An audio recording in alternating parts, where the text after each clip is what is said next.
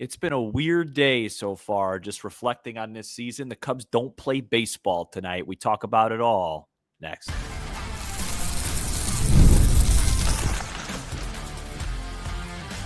You are Locked On Cubs, your daily Chicago Cubs podcast, part of the Locked On Podcast Network, your team every day. You are Locked On Cubs, part of the Locked On Podcast Network, your team every day. Alongside Sam Olber, I'm Matt Cozy. Sam and I are lifelong fans, taking our passion into a discussion with you on all things Cubs. Today's episode is brought to you by FanDuel. Right now, new customers can bet just $5, and if your bet wins, you get $300 in bonus bets to use across the app. Download the FanDuel app today. And another reminder, we're still doing brand new shows this offseason, 5 days per week. And today we will go over final stats of all the main group of players, the starting nine, rotation, and bullpen, top 10 games of the regular season. And we start by continuing to reflect on the 2025 season, which came to a close on Saturday. 92 wins, first postseason appearance in a full year since 18, first postseason series win since 17, one win away from the Final Four, 5 wins away from advancing to the WS. But the Cubs exit on Saturday, Sam, it's starting to make more sense to me. No Steele, no Horton, a bullpen that was starting to get spent in the playoffs, a rotation that had mixed results in the playoffs, an offense that really just did enough. I am wondering, was this the ceiling for this 2025 Cubs team? Well, I've been between two directions the last, 36 hours. And it's been 50-50 both ways. And the first direction has been what I expected and how I felt Saturday night when we were doing this very program, which was, hey, look, 92 wins, 4 playoff wins, which, Matt, believe it or not, is the same amount of playoff wins they had in 15 and 17, obviously with an extra round at their disposal this season. It did not feel like a great team for 4 of the 6 months of the season. They were beaten by a team that was better than them for 4 of the 6 months of the season. They showed a lot of fight down 2-0 to force a game 5. And it's not a, hey, let's wave the pom-poms around amazing year perspective by any means, but it's a, hey, this was progress. We got to mid-October, and it was a good season. That's one direction. But as you know, with time, there's another direction that pops up in my brain, and that's the worst question maybe in life, and that's what if. And I just feel like it is fair to question when you are one game away from the Final Four, as you call it, right? When you're one game away from the championship series, when you're one game away from going up against the defending champs in front of the entire country and maybe the globe, you have to ask questions about what you could have done differently, because let's be honest, they didn't go all in. So do you mean during the season or even before the March 18th? Great point. I'm getting there. Both. Okay. After they acquired Tucker, we knew they needed another pitcher. This is before Justin Steele got hurt. They didn't do it. At the trade deadline, this is before we knew Cade Horton was going to become the best pitcher in baseball. And I understand it was complicated and it was 200 cents on the dollar. But you went out and got Soroka. Kittredge helped you. Rogers didn't. We talked for almost 4 months in this chair into this camera about needing another bat. And the bat they got was Willie Castro, who literally contributed as much as I did in the postseason. So that part of it's hard. Jet, they decided to stand pat and worry about the future. And it's a fair question that, Matt, they could win 95 games next year. They could win the division and not get as close as they got this year to the championship series. So I am both in a corner of, hey, I'm proud of these guys. It was probably time for this season to end, and they weren't great. Versus, man, should they have gone all in? And I toss this back to you with a question. What's more valuable? A championship season followed by, let's say, 3 straight years of irrelevancy, or being a 90-plus, 88-win team for 3 straight years, but not getting to the championship series? It's the former. Right. I agree. And so it's the former. And I'm going to tell you why right now. Yeah. Okay. Because 88, by the way, you plugged in a number, 88 wins. That's not going to cut it for me. Right. It's got to start with a 9. Okay. If they win 89 games, for example, just real quick, if they win 89 games next year, right, that would be a regression in my mind. I mean, literally, it's a regression, but a championship season does so much for that organization. And yeah, to start to get there, you need to do as much as you can, build as much of a resume. They're now in year 5? Yep. Year 5 of this new era, and they finally make the postseason. But my what if game, Sam, is from a performance standpoint. Not as much like, who would you have rather started on Saturday, Sandy Alcantara or Colin Ray? It's more performance. Right. Kyle Tucker, this is likely his only year here. Okay. And yes, he could have done more in the postseason, especially. It was a peculiar season for him in times, but take advantage while he's here. Pete Crow-Armstrong, at least his first 90 to 100 games. Is that going to happen soon again? This was Carson Kelly's career year, Sam. Yep. This was Brad Keller's career year. Thielbar, Pomerantz, Matthew Boyd. Remember when we all thought 120 innings was the goal for him? He threw 180 plus innings, including the playoffs. Exactly. I don't know if this is all going to happen again. I don't have a crystal ball. So the time to take advantage of performances may have been this time. Yep. That's the what if questions for me. It's fair. But reflecting on it, I don't have disappointment necessarily in terms of the collective.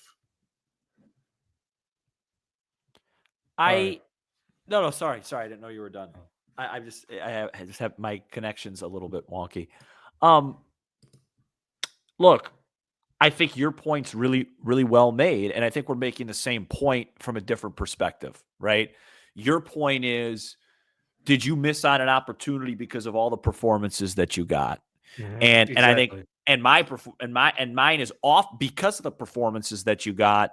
You came within one game, and you just don't know if that's going to happen again. And my point's even almost the opposite, but the same, in the sense that what if you're even better next year, but you could just get bounced in 4 in the DS? It just happens. It's a weird thing. But look, I still am more in the camp of it was a good year, golf clap, let's move forward. And I think this playoff series that's about to begin between the Dodgers and the Brewers will impact that, right? Because if the Brewers, let's say they upset the Dodgers, in a way it makes you feel close, but it also is like, what? Like, why didn't we do more? Now, granted, I've said this before, I think the Brewers match up with the Dodgers much better than the Cubs do because of just how to put the bat on the ball against tough pitching. But if the Dodgers go in and win in 4, like a lot of people think they're going to do, I don't, but a lot of people do. Wait, so a sweep? Or win in 4 or 5, whatever. Where it's just obvious the gap. Let's just say it's obvious there's a gap. Then you come back and you're just kind of like, all right, like even if we did push A, B, and C buttons, we probably it would have been one more round. So I do think this series does impact that. But yeah. Just two perspectives, and it's hard to see a path this week to the Cubs beating the Dodgers, wasn't it? Absolutely. But a big reason why, and I want to finish this segment by saying this. Yeah. when Jed Hoyer speaks, which will probably be Tuesday, I don't want to hear about the Cade Horton injury excuse because nobody thought he was going to be that good, including the Cubs, this fast. That was what you're talking about, the Carson Kelly. One of the biggest things was just Cade Horton being the best pitcher in baseball in the second half. That kind of literally saved their pitching.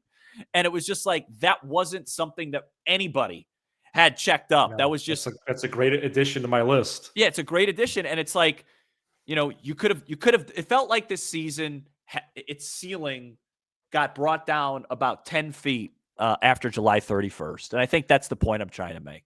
Well, I speaking of Jed Hoyer's presser, which we don't know if it's going to be Tuesday yet. I thought they would announce that today. Last year, I remember you noted he didn't ever say the word championship. Right. If that happens again, I do wonder what your reaction to that will be. So we'll have to wait and see for that. Later, final numbers of really the main core of the team, maybe with some like kind of a trivia way. Next, we're going to do the top 10 games of the regular season. Stay tuned. This episode is brought to you by Monarch Money. Most people can't name all their financial accounts or even what they're worth, whether it's 401ks, properties, or investments. And when you don't have the full picture, you can end up leaving money on the table. That's why there is Monarch Money. It's an all-in-one personal finance tool that brings your entire financial life together in one clean, easy-to-use interface on your laptop or your phone. Monarch is built for people with busy lives. If you put off organizing your finances, Monarch is for you. Monarch does the heavy lifting for you. You can link all your accounts in minutes, see clear data visuals, get smart categorization of your spending, and finally feel in control of your money without ever touching a spreadsheet. You can identify that you aren't saving as much as you thought, like I identified, because all I do is spend money on food delivery services instead of driving the 7 minutes to go get the food. That stuff starts to add up. Maximizing investments, increasing your savings rate, easily reviewing finances with your partner and or advisor, keeping a clear view of your financial health week to week.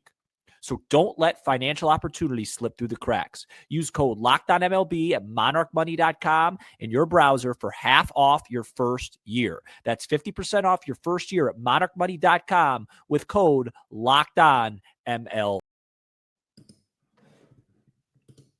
Shout out to the everydayers. You can become a Locked On Cubs everydayer by joining us for every episode throughout the week. All right, coming up the next couple of weeks, we're going to be profiling every regular in the lineup as well as the rotation, bullpen, Craig Counsell, Jed Hoyer. And for a lot of that, we will move the ball down the field and ask questions for 2026 and different things like that as well. Also, many looming questions for the offseason about how this team could get better, different decisions they will need to make, could make, would all be coming up as well, probably later this month. So while 25 is still fresh, in front of me, I have the top 10 games of the regular season. I'm not here yet. And this was helpful for me to do today. It was a helpful exercise. Was it really? It was. To the fact How are that you feeling, by the way, today? Like right. I want to let me. I'm sorry. This is what I'm about to do. You keep going. You keep going. Well, I don't know if you want. So actually, I'll have to ask you this off air. But this did so much for me that I thought about trying to log in to MLB TV and watching bits and pieces of these games. It's too early. It's too early for that. No, but it for me it might not be. It's like a Thanksgiving Day activity. I'm feeling much better today than I did Saturday. Do you want to know what's made me feel better today? What? The outpouring. Don't say the Bears. No. The outpouring of messages that I got from listeners. I got about 50 of them after the season ended. And they were just amazing. And I got to tell you, like 10 of them were from Brewers fans, which is just, it's been a nice day reading the last 2 days, reading what people have said. That's made me feel better. I can't look at a Cubs game right now. I can't even look at my Cubs hat, and I only have Cubs hats. And I'm Wow. having Well, problems with my hair right now, so you're going to see me in hats a lot this offseason. well, I will say this in terms of current baseball, I was thinking about waiting till next Friday when the World Series starts to watch Yeah. again. Uh-huh.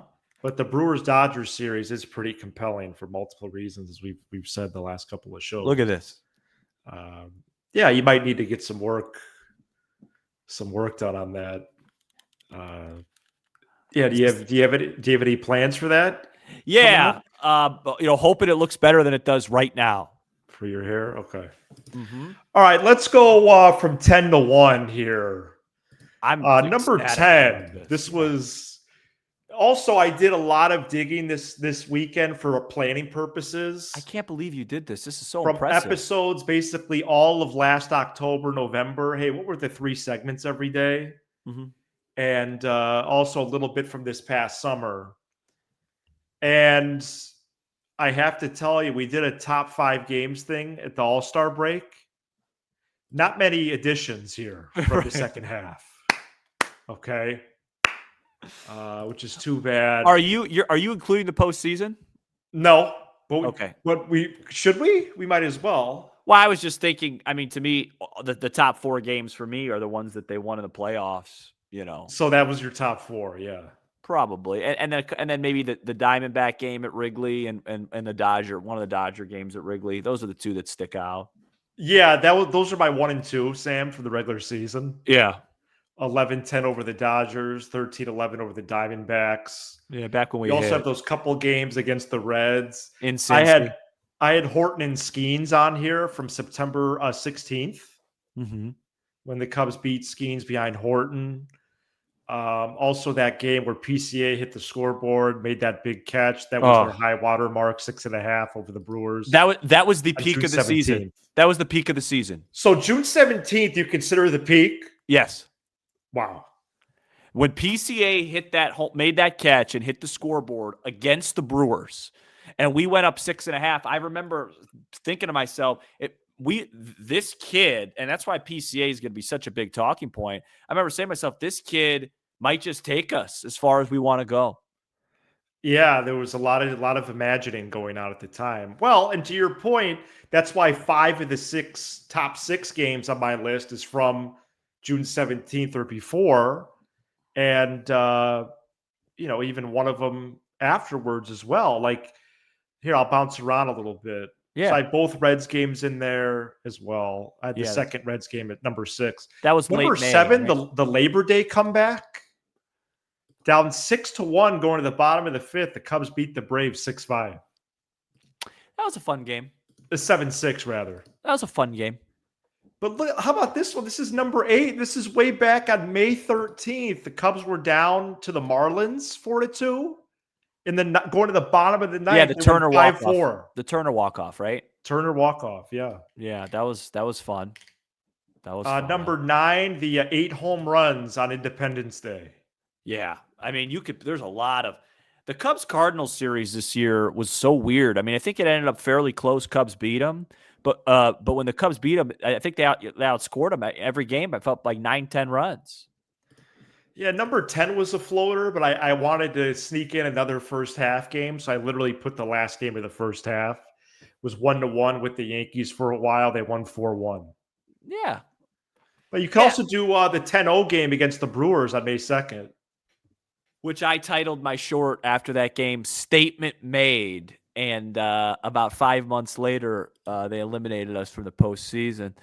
So, and won the division. If you had to rank the postseason wins, what was number 1? Was it Game 4 of the DS, or was it the wild card clincher, or was it the wild card opener? I think the clincher would be 1. I think sending it back to Game 5 would be 2.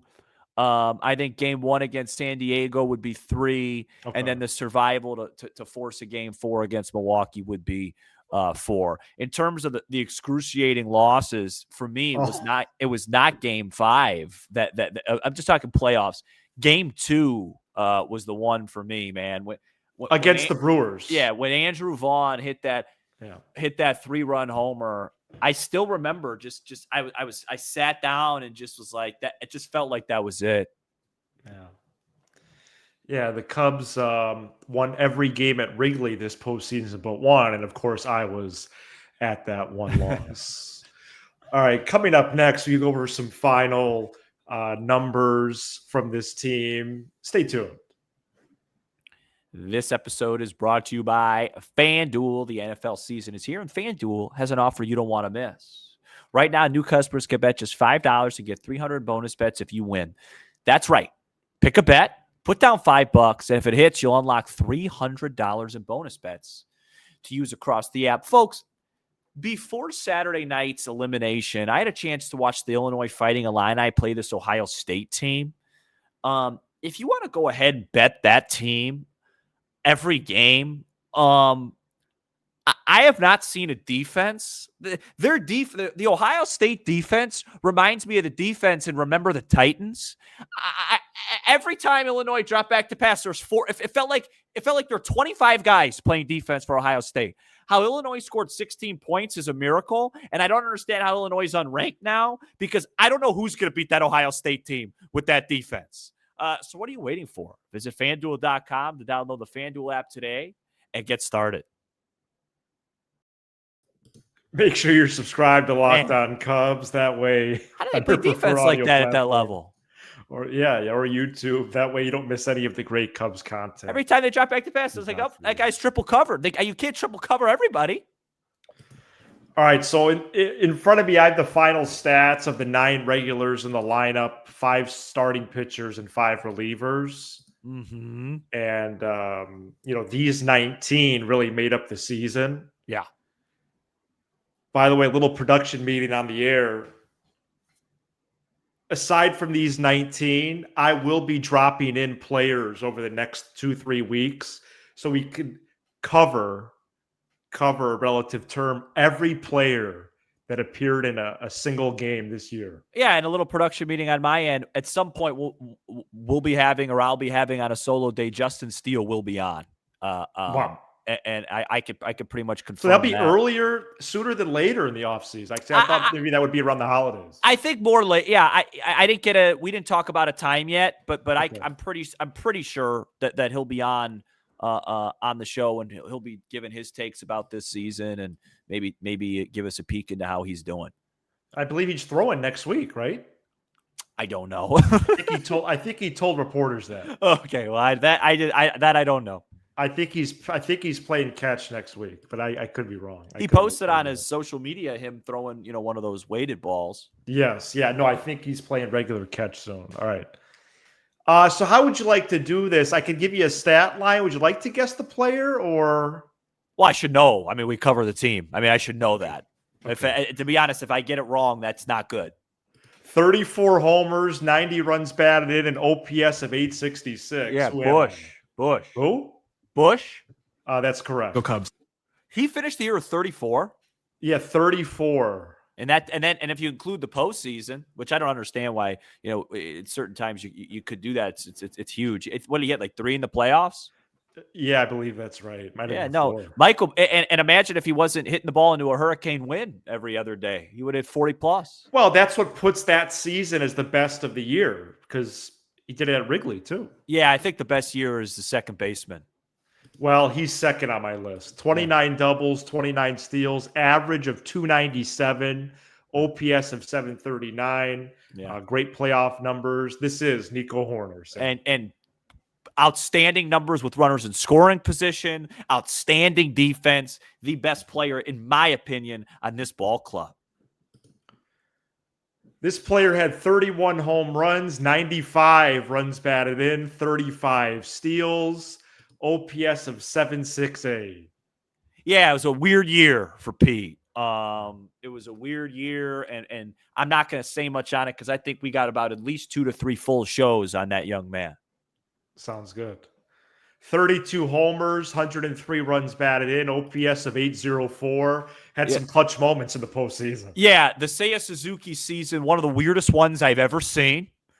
And what he did in the postseason, to me, and Matt, I might be over. I probably am overvaluing it. Change my thoughts on what to do with him in the offseason. And he may be the right fielder next year. I mean, he was unbelievable. I mean, Yeah, he was really important. And by the way, he didn't make any huge mistakes in the playoffs in right field. Yeah, which I think is noteworthy because Yeah. of what they may be planning on doing. Yeah, can't wait to grade these guys. 22 homers, 25 doubles, 25 steals, an OPS of 841. Played in 136 ball games. Kyle Tucker, Sam. Yeah, no comment. Next on the list, career year for this guy. 17 homers, 13 doubles, OPS of 761. Yeah, they're going to make sure they budget for Carson Kelly to not be that good next year, but I think Miguel Amaya might make up the difference. Yeah, or Ballesteros is more of a regular guy. Well, that'd be wonderful. 23 homers, 32 doubles, OPS of 762. 23 homers. Is that Happ? It was. He finished the year with a 762. Wow. Huh. Ian Happ. He got back to his thing. Right. 24 homers, 24 doubles, OPS of 7. I don't know why I'm laughing. I think it's because how you said right. No, I mean this is Happ.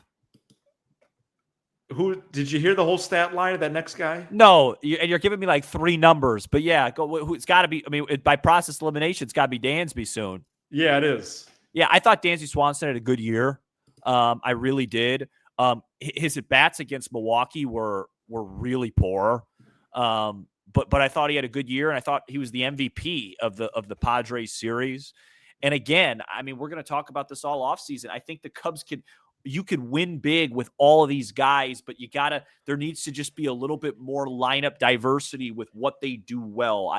There needs to be another Nico Horner type in here if you're going to keep Happ and Suzuki. Happ, Suzuki, Swanson, PCA, Bush, you're going to lose Tucker, all struggle with the bat to ball idea. They all strike out, right? We're going to have to talk about that. Go ahead. Yeah, I think it's going to be to I have play a pen third base. in my hand because I get nervous. I think it's going to be to play third base too. Yeah, well, right. Because here's this guy's stats: 13 homers, 21 doubles, 17 steals, OPS of 690. Matt Shaw. Yeah, they changed Shaw's approach and it worked for a while, but at some point, as Pete Rose said, what got you to the big leagues is really important too, and he's going to have to figure out a way to do that together because let's be honest, offensively, he didn't look like a big leaguer in the postseason. No, he was 0 for at one point. Walked a lot, but I never have known you to have a pen in your hand. Yeah, sometimes when I'm just real hyper. And then in order of impact, I have the starting rotation here. And let me know if you disagree. Again, order of impact: Horton, Boyd, Tyone, Ray, and Imanaga.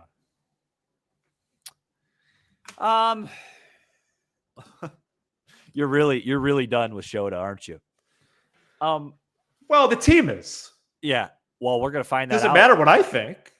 Yeah, I think it's a little bit harsh to say that Horton had more of an impact than Boyd when Boyd was so great most of the year and Horton's second half. But that's nitpicking. I don't have a problem with what you're doing.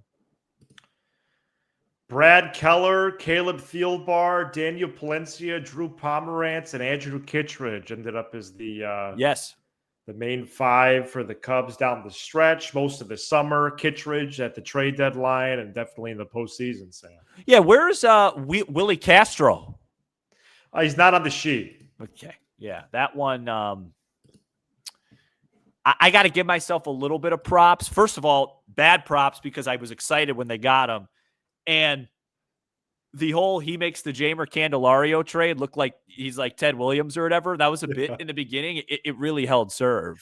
But that actually came true. Yeah. The bullpen. I mean, the bullpen was unbelievable. And you ranked the guys perfectly. And that was the one thing. That was the one Jed thing that was huge. I mean, Kittredge, I know he gave up a couple runs in the postseason, but I thought he came in and closed the playoff series.